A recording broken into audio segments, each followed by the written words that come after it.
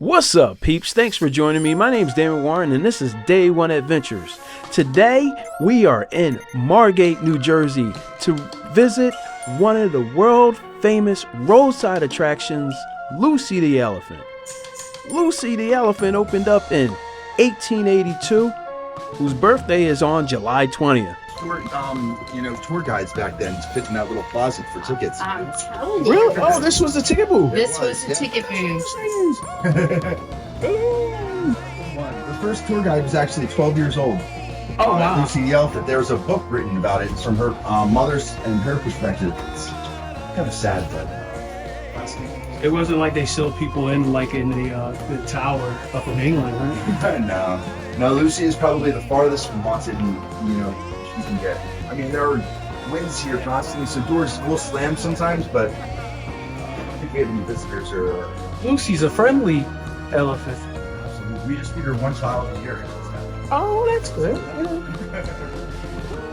Oh wow, it's like It's deceptively much bigger than you expect. it's like a science fiction movie up there. You guys have noticed Lucy's, there are windows literally everywhere. When she was being built, electricity was a very novel thing. It was supposed to be invented for the most part, and so natural light was really important. That is where we're going after we do this little part here to the very top. You'll actually be standing on that glass floor that is so strong that Lucy would be crushed like a can before anything would ever think of breaking it. Just to give you guys a little bit of...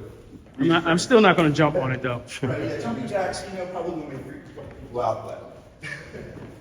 So let's just start us off with a quick video, and then we'll continue the tour from there. Video time.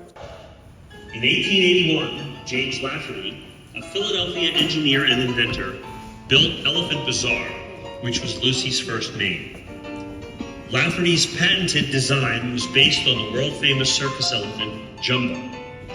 The elephant would be the center point of his new real estate business. Let's take a look at the world of James Lafferty in 1881. There were only 38 states in America. 3 men served as president of the U.S. in 1881. Rutherford Hayes, James Garfield, and Chester Arthur. Thomas Edison began construction of a generator plant in New York City that would power his new invention called the light bulb. The Statue of Liberty would open 5 years after Lucy. And the Eiffel Tower would open in Paris 6 years later. Yes, it does. Lafferty was involved in 2 other elephant buildings as well. Light of Asia in Cape May, New Jersey, and Elephantine Colossus in Coney Island. More than twice as big. Sadly, neither of the 2 elephants would survive into the 20th century.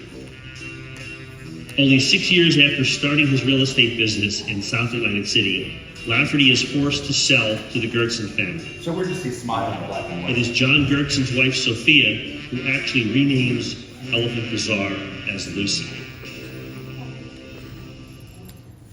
It would not be until 1901 that automobiles would be manufactured in the United States, so the earliest visitors to Lucy would either walk or came by horse and carriage or by train.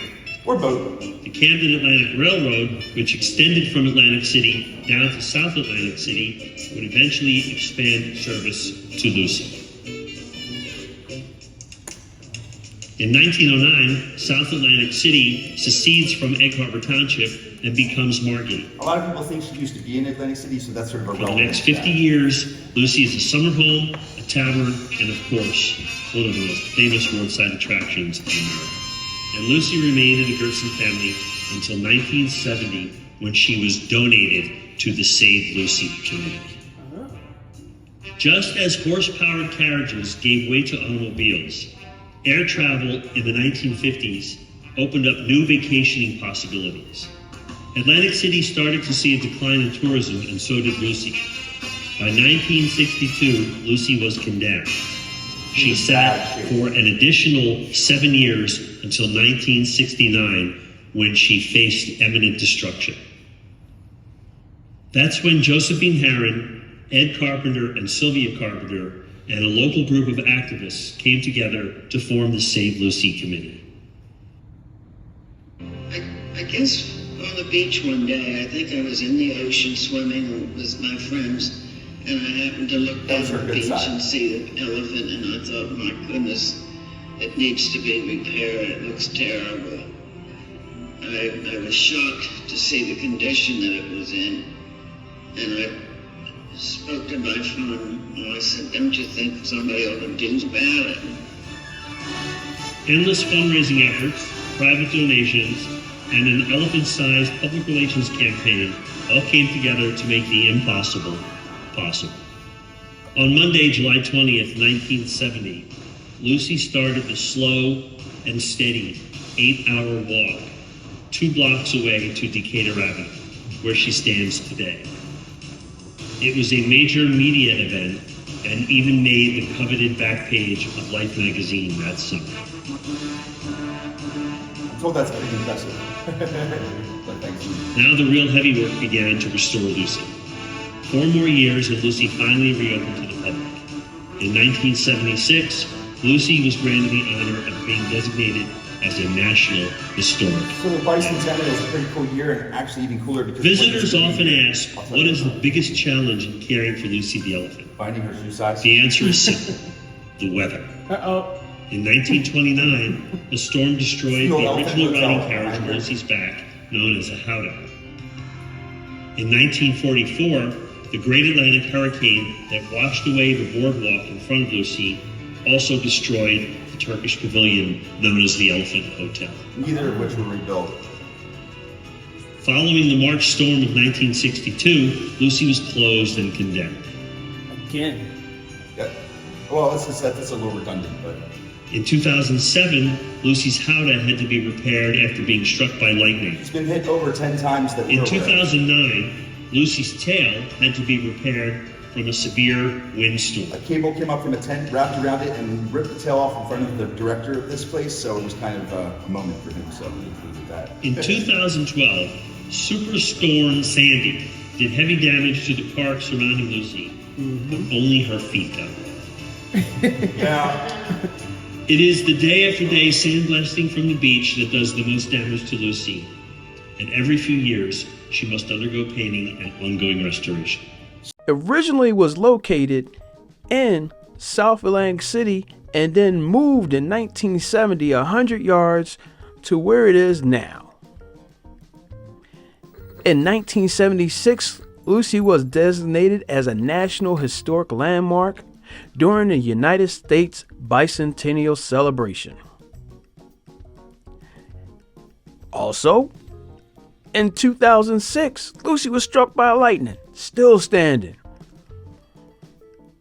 In 2021, an inspection revealed that Lucy had some problems and had to get a makeover. Lucy was reopened December 28th, 2022. Exactly an air pocket. It looks like one. It's water from rain. Oh yeah. So even up on the deadest of wind days, there's always at least somewhat of a breeze up here, which is nice. It's basically natural air conditioner for everybody. Oh yeah. It gets me.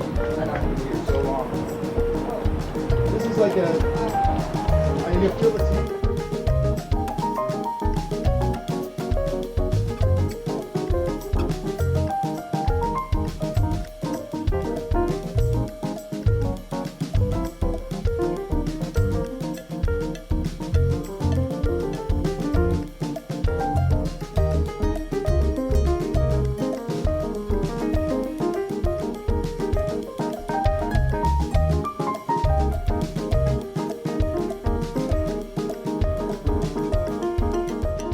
Do you have any favorite roadside attractions that you've been to? Share them with people in the comments. And do me a favor, hit the like button, share this with your friends, subscribe if you're not already subscribed, and until next adventure, remember, take care of each other, peace out, and I will see you all soon.